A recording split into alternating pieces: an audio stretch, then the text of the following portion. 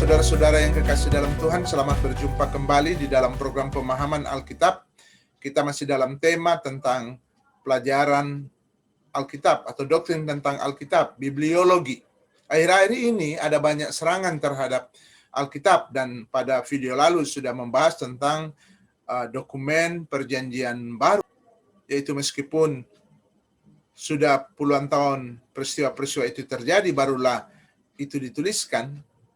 Namun kita memiliki apa yang namanya teologi apostolik yang sudah terbangun bahkan Yesus masih ada di dunia, dan juga setelah Yesus kembali ke sorga, murid-murid mulai mengajarkan minimal dua doktrin utama, yaitu mengenai soteriologi, doktrin keselamatan dalam Kristus, dan juga kristologi tentang keilahian Kristus. Nah, saudara-saudara, pada saat ini kita akan juga membahas serangan terhadap Alkitab yang meragukan Alkitab yang ada di tangan kita hari ini sebagai sesuatu yang dapat dipercaya, oleh karena menurut para pengkritik ini bahwa salinan-salinan naskah tua Alkitab itu begitu banyak variannya. Mereka mencantumkan ada 300 sampai 400 ribu varian di dalam naskah-naskah tua. Dan itu memang benar. Namun mereka tidak secara jujur untuk menjelaskan dalam kategori-kategori seperti apa varian-varian tersebut.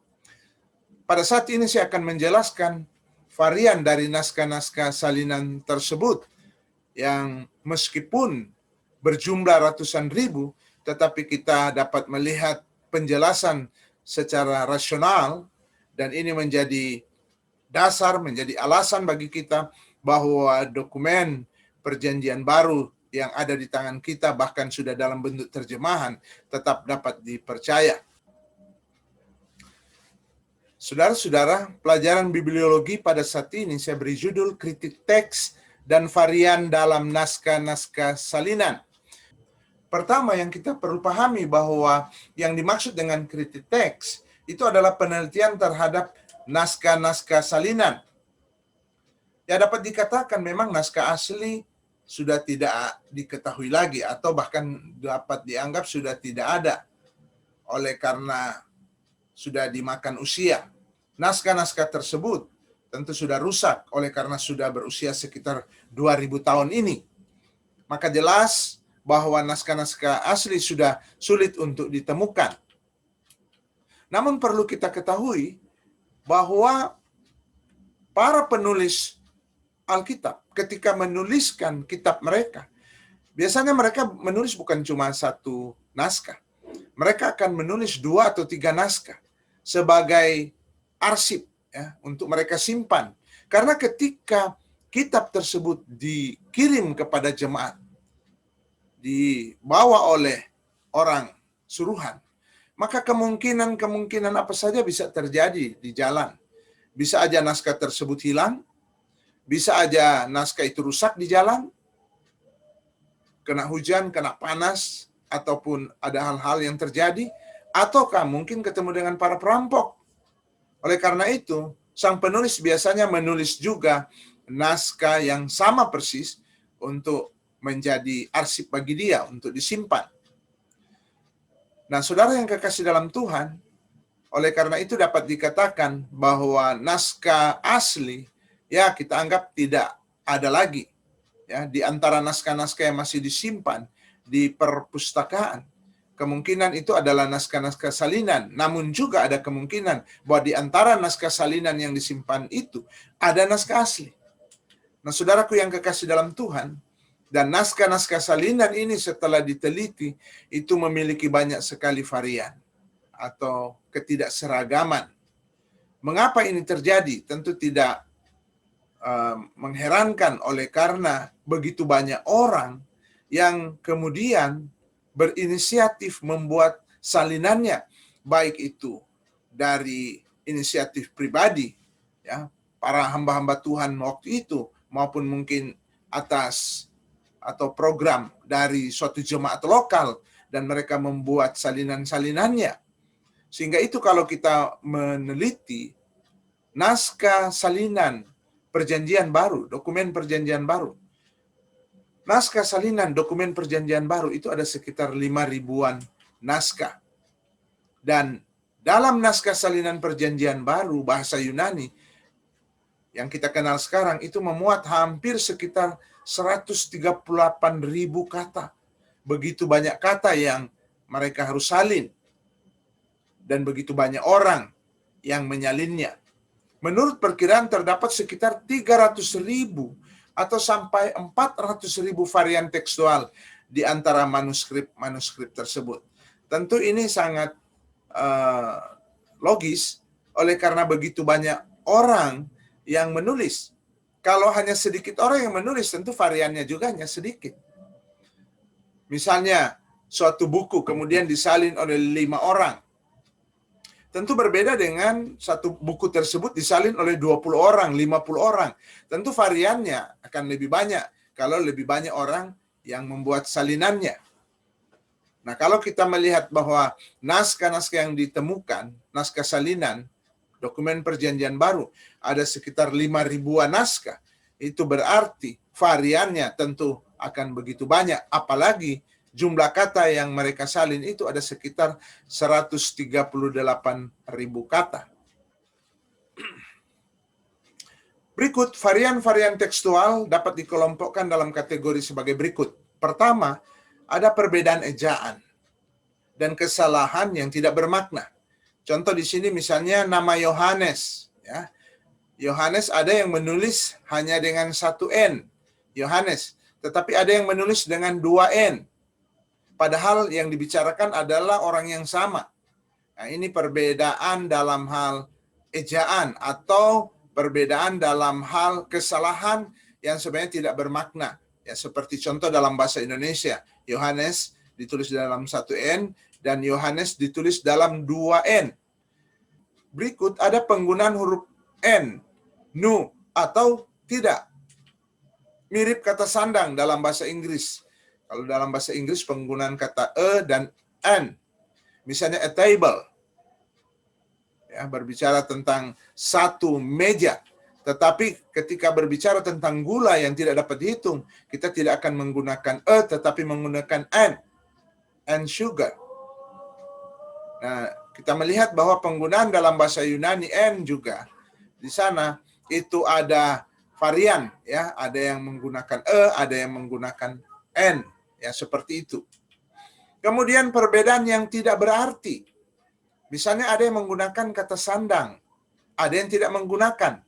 Contoh misalnya dalam Lukas 2 ayat 16, ten Mariam, Maria itu. Sementara ada hanya menulis Maria. Dan misalnya ton Yosef, Yusuf itu. Jadi menggunakan artikel itu, ya, menggunakan kata sandang itu. Ada yang tidak menggunakan kata sandang. Kalau kita lihat di sini terjemahan LAI Lukas 2 ayat 16, lalu mereka cepat-cepat berangkat dan menjumpai Maria dan Yusuf dan bayi itu yang sedang berbaring dalam palungan. Namun ada yang menyalinnya dalam bahasa Yunani dan menjumpai Maria itu dan Yusuf itu, artinya menggunakan artikel, menggunakan kata sandang untuk Maria dan untuk Yusuf. Kemudian kedua, ada perbedaan karena ada yang menggunakan sinonim. Misalnya kata sesudah itu, ada yang menulis kalau dalam bahasa Indonesia, setelah itu, atau kemudian, atau lalu. Misalnya, sesudah itu murid-murid berangkat ke Kapernaum. Ini contoh. Ada yang nulis, setelah itu murid-murid berangkat ke Kapernaum. Tapi ada yang menulis, kemudian murid-murid berangkat ke Kapernaum. Atau ada yang bisa menulis, lalu murid-murid berangkat ke Kapernaum. Nah, ini tentu menggunakan sinonim. Jadi, kalau ada 300.000 sampai 400.000 varian dalam naskah-naskah salinan, itu termasuk perbedaan ejaan tadi, dan termasuk penggunaan sinonim seperti ini begitu banyak. Misalnya juga kata pergi, berangkat. Yesus pergi ke Galilea. Ada yang menulis, Yesus berangkat ke Galilea. Kemudian kata kembali, Yesus kembali dari Yerusalem. Atau Yesus pulang dari Yerusalem. Nah, saudara, kita bisa dapat membandingkan misalnya di dalam Alkitab Bahasa Indonesia, terjemahan baru dan terjemahan Bahasa Indonesia sehari-hari, BIS. Sudah tentu ada banyak kata yang berbeda, tetapi itu hanyalah perbedaan secara sinonim, maknanya sama, tetapi kata itu ditulis secara berbeda. Seperti contoh yang kita sudah lihat pada saat ini. Kemudian ketiga, perpindahan posisi kata dalam kalimat. Saudara, kalau bahasa Indonesia, memang posisi kata itu harus jelas, ya. Arti kalimat dalam bahasa Yunani tidak ditentukan oleh letaknya kata-kata, tetapi ditentukan oleh kasus. Tentu mahasiswa teologi atau hamba-hamba Tuhan, mereka telah belajar bahasa Yunani dan mengerti tentang ini. Kalau bahasa Indonesia, tentu terjadi perbedaan letak kata bisa menyebabkan perbedaan arti. Misalnya Petrus memanggil Andreas. Ketika Petrus dipindahkan ke belakang, kalau dalam bahasa Indonesia, akan jadi mungkin bisa menjadi Andreas memanggil Petrus. Bisa terjadi perubahan arti. Tetapi dalam bahasa Yunani, kata tersebut terletak di depan, di tengah, atau di belakang, itu tidak ada masalah. Karena dalam setiap kata bahasa Yunani itu terdapat kasus yang dapat menentukan dia ini subjek, predikat, objek, atau keterangan. Jadi sudah langsung dapat diketahui. Jadi walaupun kata tersebut ada di depan, tetapi kalau kasusnya itu adalah objek, maka sudah tentu orang akan mengerti bahwa kata tersebut walaupun di depan dia bukan subjek. Nah, seperti itu. Di sini kami memberikan contoh seperti kata theos, Allah, ya. Dalam bahasa Yunani kita lihat ditulis theos, ya, akhirannya os.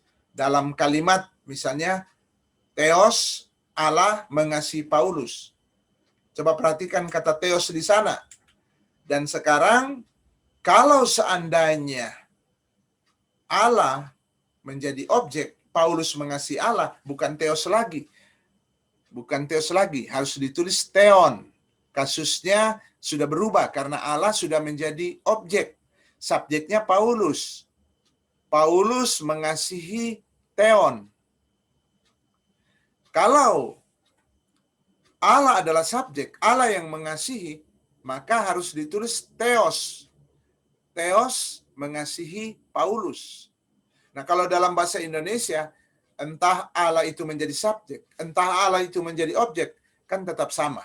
Nah, ini tentu bagi mereka yang belum belajar bahasa Yunani harus paham bahwa seringkali ada terjadi atau dihitung sebagai varian hanya karena letak kata itu ada yang taruh di depan, ada yang taruh di belakang. Tetapi misalnya sama-sama kasusnya subjek, nominatif, ya, sama-sama adalah subjek. Jadi ketika diterjemahkan ke dalam bahasa Indonesia misalnya, walaupun kata Allah ada di depan atau yang satu kata Allah di belakang, tetap terjemahannya sama. Karena akan dilihat kasusnya. Jadi walaupun theos di depan, ataukah kata theos di akhir, tetap kalau diterjemahkan, theos itu menjadi subjek. Karena ditulis theon. Sebab kalau Allah menjadi objek, misalnya Paulus mengasihi Allah, bukan lagi ditulis theos, tetapi akan ditulis theon. Nah, di sini ada contoh misalnya kalimat Allah mengasihi Paulus dalam bahasa Yunani, letak kata-katanya bisa berpindah-pindah tempat, ya. Tetapi kalau diterjemahkan ke dalam bahasa Indonesia tetap Allah mengasihi Paulus. Misalnya begini. Theos mengasihi Paulus. Ya, saya berusaha untuk coba disederhanakan dan juga jemaat awam boleh dapat memahami yang dimaksudkan di sini. Theos mengasihi Paulus, ya, diterjemahkan Allah mengasihi Paulus. Tapi kemudian kalimat B kita lihat theos di belakang, tetapi bentuknya bukan theon, bentuknya theos, ya. Tentu Paulus ini bukan Paulos, tetapi akan Paulon, akan kasusnya akan kasusnya karena yang menjadi subjek itu adalah theos walaupun di belakang, ya. Maka Paulus tentu bukan Paulos tapi Paulon. Maka diterjemahkan Allah mengasihi Paulus. Sama terjemahannya dalam bahasa Indonesia. Namun di dalam bahasa Yunaninya theosnya yang satu ada di depan, yang satu ada di belakang. Jadi varian yang jumlahnya 300 sampai 400 ribu, termasuk letak kata yang sebenarnya tidak mempengaruhi makna. Kalau diterjemahkan ke bahasa Indonesia tetap terjemahan sama. Allah mengasihi Paulus. Theos mengasihi Paulus. Di sini kalimat B, Paulus mengasihi Theos. Ya, cuma Theos ya dalam bahasa Yunani ditulis ini. Tapi karena Theos bentuknya subjek, tetap kalau diterjemahkan adalah Allah mengasihi Paulus. Nah, ini memang bahasa Yunani. Jadi varian yang ada termasuk seperti ini. Itu juga dihitung dan tentu ada begitu banyak. Misalnya juga kalimat C begini, mengasihi Theos Paulus. Theosnya ada di tengah. Kalau mau diterjemahkan tetap Allah mengasihi Paulus. Kenapa Allah dalam bahasa Indonesia langsung ada di depan? Karena bentuk Theos itu adalah subjek. Karena ada bentuk Theos, maka dia menjadi subjek. Allah mengasihi Paulus, walaupun di dalam kalimat C ini Theosnya ada di tengah.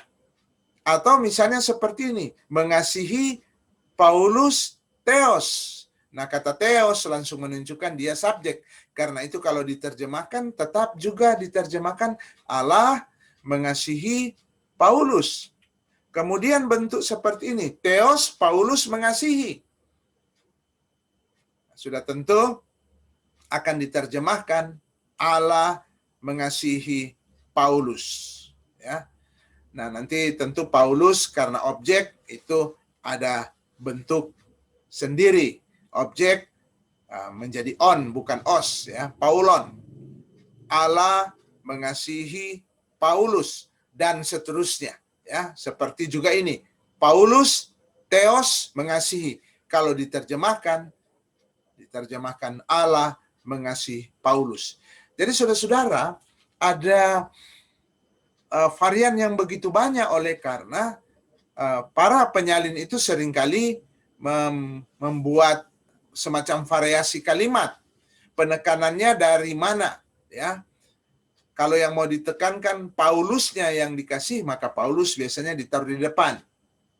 Mungkin kalau bahasa Indonesia, Paulus dikasihi Allah gitu ya. Paulus dikasihi Allah. Kata mengasihi berubah menjadi dikasihi. Jadi Paulus tetap menjadi objek. Cuma dalam kalimat yang kalimat pasif ya. Nah, saudara yang kekasih, kemudian ketiga, terdapat perbedaan-perbedaan yang mempengaruhi makna teks, tetapi tidak mampu bertahan. Jadi memang ada perbedaan dan makna teks memang jadi berubah, ya. Tetapi tidak mampu bertahan. Mengapa? Ya, kita akan lihat. Karena hanya terdapat dalam satu manuskrip saja.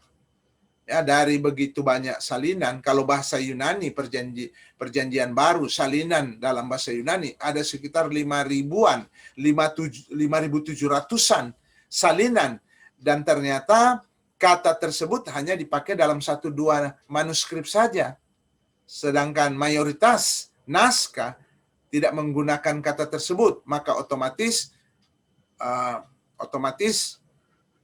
kata tersebut tidak mampu bertahan. Ketika diterjemahkan ke dalam bahasa-bahasa lain, orang-orang yang menerjemahkan ke dalam bahasa mereka tentu tidak akan menggunakan istilah-istilah yang berbeda dengan memang yang lain, tetapi hanya ditulis dalam 1-2 manuskrip.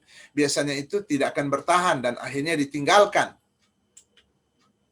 Misalnya juga dalam kelompok manuskrip yang sangat kecil kemungkinannya mencerminkan kata-kata dari teks asli. Artinya mungkin ada beberapa kelompok manuskrip, tetapi sangat kecil kemungkinannya bahwa itu mencerminkan teks asli. Oleh karena itu tidak dapat bertahan. Jadi memang ada perbedaan makna teks, ya, ada terjadi perbedaan makna teks. Tetapi karena hanya 1-2 naskah yang menulis itu, maka itu tidak dapat bertahan. Jadi misalnya mungkin ada yang menulis Yesus pergi ke Yerusalem, tetapi mungkin ada 1-2 naskah menulis Yesus pulang atau Yesus kembali dari Yerusalem. Tentu pergi ke Yerusalem dan kembali dari Yerusalem tentu memiliki makna yang berbeda.